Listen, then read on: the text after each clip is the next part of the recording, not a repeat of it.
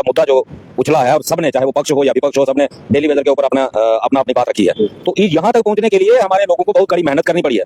45 degree temperature सहना पड़ा, police की लाठियां खानी पड़ी, बरसात के मौसम में बड़ा कुछ सहना पड़ा, और थोड़ी सी उंगली परसों हमारे डेली वेजरों ने टेढ़ी की तो कल असेंबली के अंदर ये मसला गूंजा और कमेटी कहां से जुड़ हुई। तो थोड़ी सी और उंगली टेढ़ी करने की जरूरत है डेली वेजरों को। ये रेगुलाइजेशन पॉलिसी भी अनाउंस होगी, इसी बजट सत्र के अंदर होगी, और उसकी हमारी पूरी तैयारी चल रही है। 20 तारीख शाम 8 बजे से हम लोग काम छोड़ा हड़ताल पे जा रहे हैं। मतलब ये पक्का है कि 72 घंटे की जो हड़ताल आप लोगों ने डिसाइड करके रखी है वो तो पक्की है, 100% है। 19 तारीख तक सरकार पॉलिसी अनाउंस करे, कमेटी नहीं। कमेटी 2014 वाली कैबिनेट सब कमेटी, उसी को फॉलो करो। जो रिपोर्ट उसने सबमिट की है वो फॉलो करो। जो 2014 में उमर सरकार के पीएचई मिनिस्टर ने असेंबली में क्वेश्चन आवर में जो जवाब दिया था उसको इंप्लीमेंट करो। हमें नई कमेटियों की जरूरत नहीं है। किसको बना रहे हो आप कमेटी का हेड? अटल डुल्लू जी को। अटल डुल्लू जी को हम 1 साल पहले सारी चीजें देके आए हैं। कल उमर साहब कह रहे थे कि सुप्रीम कोर्ट की गाइडलाइंस भी देखनी पड़ेगी, लॉ देखना पड़ेगा। मैं 6 जजमेंटें देके आया हूँ प्रिंसिपल सेक्रेटरी शालीन काबरा जी को, अटल डुल्लू जी को, और जो हमने कल जावेद राणा जी को मेमोरेंडम दिया उसमें सारी ऑलरेडी मेंशन की हुई है। हमारा मेमोरेंडम तो पढ़ लो भाई साहब, ध्यान से पढ़ो उसको हमने सारा कुछ लिखा है। उसमें कोर्ट की जजमेंटें बाय नेम हमने मेंशन की हुई है। क्या किस चीज पे गुमराह करने की कोशिश कर रहे हो? हम अनपढ़ नहीं है।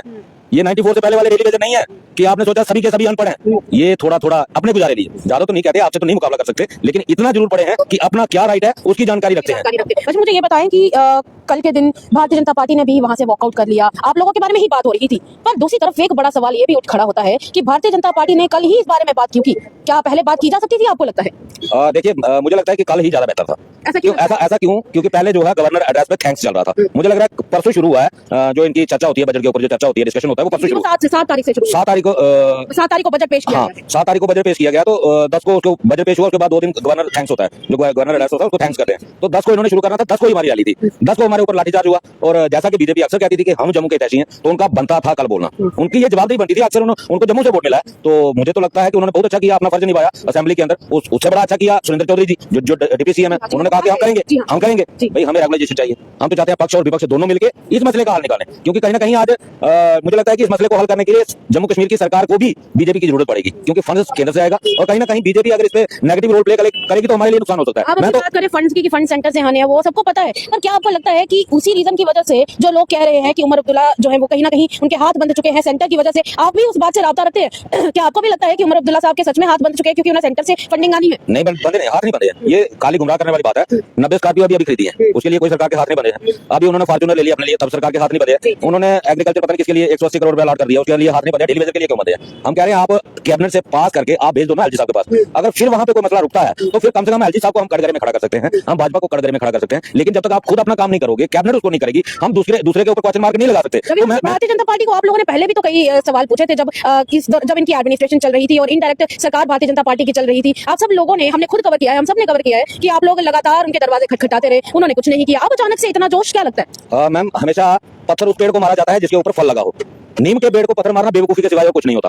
तब भाजपा के पास पावर थी, उनके पास मौका था, वो चूक गए। तो अभी उन्होंने मौका खो दिया। पेड़ कौन सा है, या नीम का पेड़ है या फिर फल का पेड़ है? नहीं, नीम का भी है, जम्मू वाला नीम का ही है। अच्छा, जम्मू वाला नीम का ही है, लेकिन केंद्र में जो है वो फलदार पेड़ है। और उमर साहब खुद इस चीज को मान चुके हैं कि हम केंद्र से लड़के जम्मू में किसी का भला नहीं कर सकते। ये सच्चाई है, क्योंकि हमारी वेलफेयर स्टेट है, हमारी स्टेट के पास इतना इनकम सोर्सेज नहीं है कि वो अपने बलबूते पे जो परमानेंट एम्प्लॉई है उनको भी सैलरी दे पाए। ये उसके लिए भी सेंटर के ऊपर डिपेंड है। तो इसलिए मैं कह रहा हूँ कि इनको मिलजुल के, ये जनता के हित में जो मुद्दे हैं, सियासत करने के लिए बहुत मुद्दे होते हैं, इन मुद्दों पे सियासत मत करो। ये गरीबों के साथ जुड़ा हुआ, गरीबों की जिंदगी से, उनके बच्चों की एजुकेशन से जुड़ा हुआ मुद्दा है, इस पे सियासत बंद करो।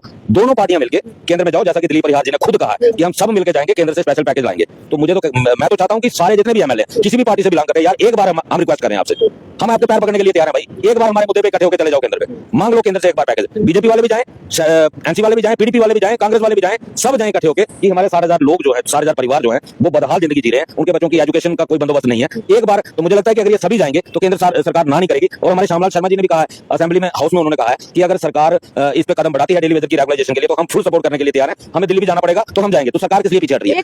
सरकार को खुल के आगे आना चाहिए। जब विपक्ष आपका साथ देने के लिए तैयार है तो फिर उनकी कथनी सब कुछ सामने आ जाएगा। आप वो मौका तो लाओ, वो स्टेज तो बनाओ कि उनको खुल के या तो आपके पक्ष में आएंगे या विरोध में आएंगे। विरोध में आएंगे तो खुद नुकसान में रहेंगे, अगर आपका साथ देंगे तो आपका वादा पूरा हो जाएगा। एनसी के तो दोनों हाथों में लड्डू है ना। अगर वो खुद करने के लिए तैयार हो तो ये जो कमेटी बनाई है ना, इससे हमें शक पैदा हो रहा है कि 2014 में क्या हुआ। तब भी कैबिनेट सब कमेटी की रिपोर्ट आई, 61,011 लोग हैं, तो 3 हिस्सों में रेगुलाइज करेंगे। लेकिन जब वो कैबिनेट हुई, कैबिनेट के अंदर कुछ एक चंद लोगों को खुश करने के लिए रिटायरमेंट एज 58 साल से बढ़ा के 60 साल कर दी, डेली वेजर के मुद्दे को पेंडिंग कर दिया। क्यों? तो आज फिर कमेटी तब उमर साहब ने बनाई, उस कमेटी की रिपोर्ट सेक्टर के अंदर पड़ी, उनके स्पीकर जो इस वक्त हैं राठौर साहब, उन्होंने 2 महीने पहले कहा था कि रिपोर्ट ऑलरेडी सेक्टर में पड़ी हुई है। तो आज वो कह रहे हैं हमारे पास नंबर नहीं है, आज 6 महीने का टाइम दे रहे हैं। किस बात का टाइम? जो मेमोरेंडम हमारा पढ़ो, आपको कोई लॉ की जरूरत नहीं पड़ेगी, आपको कोई सुप्रीम कोर्ट की जजमेंट की जरूरत नहीं पड़ेगी, मैंने सारी उसमें मेंशन की हुई है। आप उसको एक बार पढ़ लो ध्यान से और 19 तारीख से पहले इसी असेंबली सेशन के अंदर डेली वेजेस की रेगुलाइजेशन किस तरीके से आप करोगे उसकी घोषणा करो।